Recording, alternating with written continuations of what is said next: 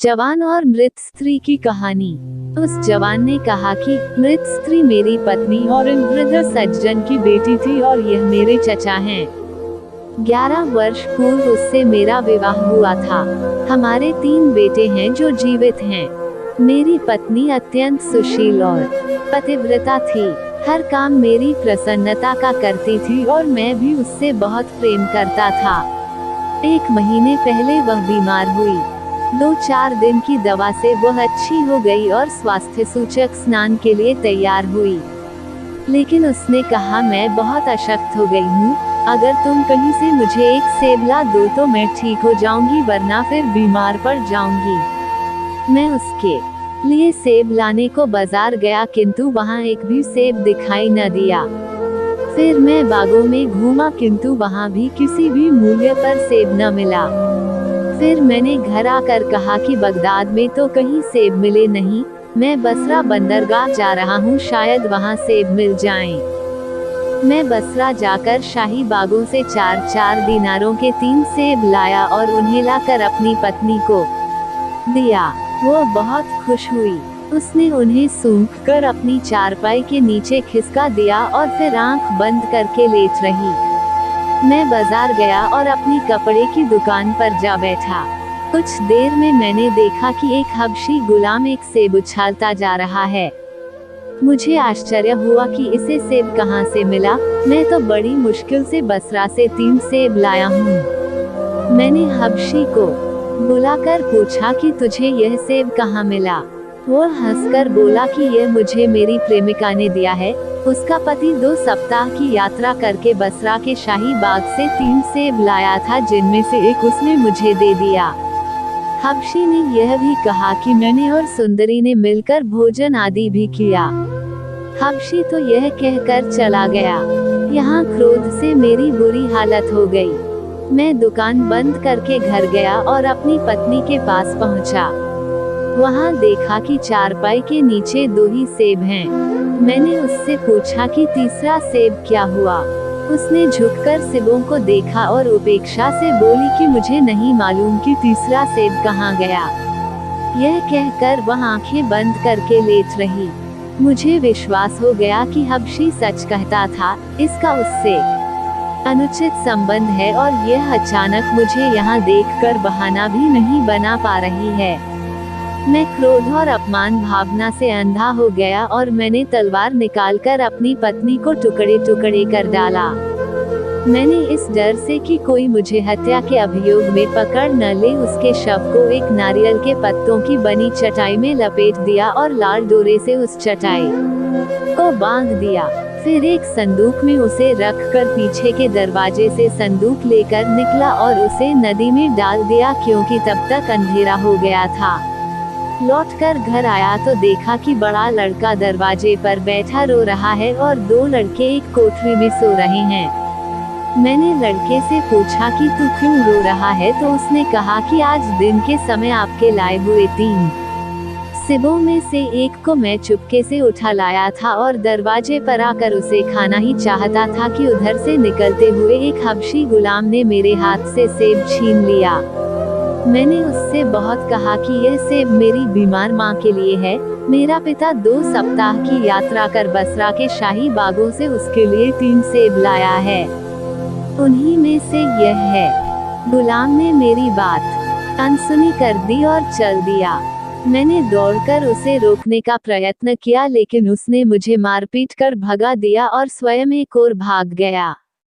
मैं फिर उसके पीछे लगा, लेकिन इस बार उसे न पा सका। घंटों उसे ढूंढने के बाद अभी वापस आया हूँ। आपको आते देखा तो इस डर से रोने लगा कि सेब न मिलने पर आप मेरी माँ से नाराज होंगे। मैं आपसे हाथ जोड़ कर कहता हूँ कि माँ से कुछ न कहिएगा, वह कुछ नहीं जानती। यह कहकर लड़का फूट फूट कर रोने लगा। यह सुनकर मेरे तो जैसे प्राण ही निकल गए। मैंने अपनी सती साध्वी पत्नी को झूठे संदेह पर मार डाला था। मैं दुख और पश्चाताप के कारण अचेत हो गया। जब सचेत हुआ तो मैंने लड़के से कोठरी में जाकर सो जाने को कहा और स्वयं एक एकांत स्थान पर बैठकर दुख में निमग्न हो गया। मैं कभी सिर पीटता, कभी आंसू बहाता। मैं अपने को लाख बार धिक्कारता कि मूर्ख, तेरी बुद्धि क्या बिल्कुल भ्रष्ट हो गई थी कि तूने अपनी सुशीला और पतिव्रता पत्नी को एक अनजान हबशी गुलाम की बात पर विश्वास करके मार डाला और इतना भी धैर्य न दिखाया कि इस बारे में पूछताछ कर लेता। मैं इसी शोक और पश्चाताप की दशा में बैठा था कि उसी समय मेरा चचा अपनी पुत्री के स्वास्थ्य का हाल जानने के लिए आया। मैंने उसे पूरा हाल बताया। उसने अपनी पुत्री की हत्या के बारे में मुझसे कहा, सुनी या लानत मलामत नहीं की, बल्कि इसे विधि का विधान समझकर केवल शोकाकुल हो गया और रोने पीटने लगा। मैं भी इसके साथ रोने पीटने लगा। लेकिन रोने पीटने से क्या होना था? मेरी पत्नी और इनकी पुत्री तो अब दुनिया में नहीं रही। मैं तब से अत्यंत शोक संतप्त हूँ और किसी प्रकार चैन नहीं पा रहा हूँ। मैंने सारा हाल सच्चा सच्चा आपके आगे रख दिया। अब आप आज्ञा दे कि मुझे फांसी पर चढ़ाया जाए। खलीफा को सारा वृतांत बड़ा आश्चर्यजनक लगा, किंतु जब बूढ़े आदमी ने भी इस बात की पुष्टि की तो उसने कहा, अगर कोई व्यक्ति अनजाने अपराध करे तो वह मेरी और भगवान की दृष्टि में क्षमा योग्य हैं।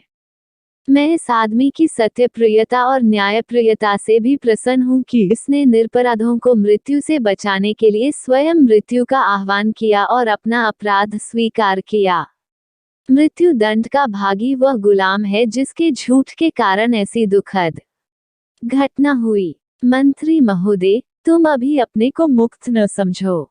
तुम्हें 3 दिन के अंदर उस दुष्टात्मा को खोज लाना है जिसके कारण यह सब हुआ।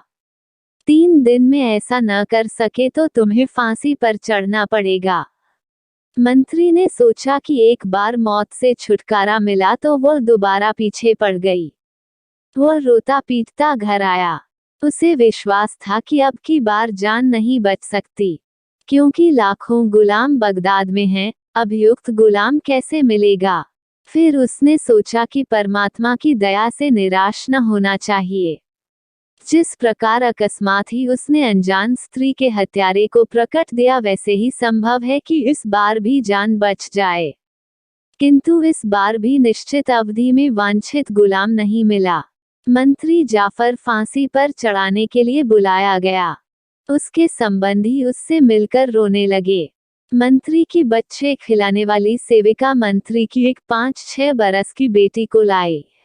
वह इस बच्ची को बहुत प्यार करता था।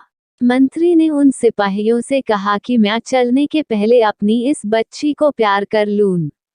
उन्होंने अनुमति दे दी। मंत्री ने जब बच्ची को उठाकर अपने सीने से लगाया तो उसके सीने में रखी हुई कोई चीज अड़ी। मंत्री ने बच्ची के सीने के ऊपर देखा तो एक बंधी हुई गोल चीज महसूस हुई। मंत्री के पूछने पर बच्ची ने बताया कि यह सेब है जिस पर शाही बाग की मुहर लगी हुई है। यह पूछने पर कि यह तुम्हारे पास कहाँ से आया, बच्ची ने कहा कि मेरा हबशी गुलाम, जिसका नाम रेहान है, लाया था और मैंने उससे 4 सिक्कों में इसे खरीदा है। मंत्री ने सेब को खोलकर देखा और उस पर शाही बाग की मुहर पाई तो गुलाम से डांट कर पूछा कि तुझे यह सेब कहाँ से मिला, क्या तूने मेरे बादशाह के महल में चोरी की है? गुलाम ने हाथ जोड़कर कहा, मैंने इसे न आपके यहाँ से चुराया है न शाही महल से। मैं आपको सच्ची बात बता रहा हूँ। कुछ दिन पहले मैं एक गली से निकला जहाँ एक घर के सामने 3-4 बच्चे खेल रहे थे।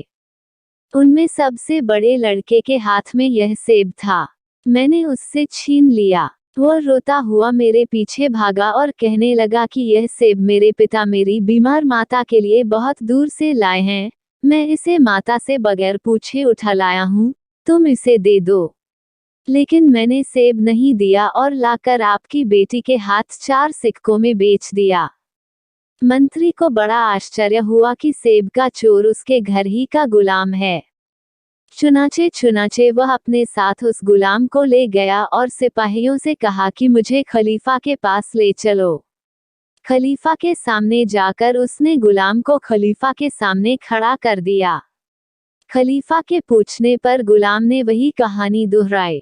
खलीफा को यह अजीब किस्सा सुनकर हंसी आई, किंतु उसकी अपराधी को मृत्युदंड देने की इच्छा बनी हुई थी। उसने मंत्री से कहा, सारी दुखद घटना तुम्हारे गुलाम के कारण हुई, इसलिए यही मृत्युदंड का भागी है। इसे फांसी पर चढ़ाओ ताकि लोगों को शिक्षा मिले। मंत्री ने कहा कि आपका आदेश उचित है। यह अभागा इसी योग्य है, किंतु यह हमारा पुराना गुलाम है। मैं आपको मिस्र के बादशाह के मंत्रियों नूरुद्दीन अली और बदरुद्दीन हसन की कहानी सुनाना चाहता हूँ। यदि इससे आपका मनोरंजन हो तो उसके बदले में कृपया गुलाम को इतना बड़ा दंड देने का आदेश वापस ले लें। खलीफा ने कहानी सुनाने को कहा।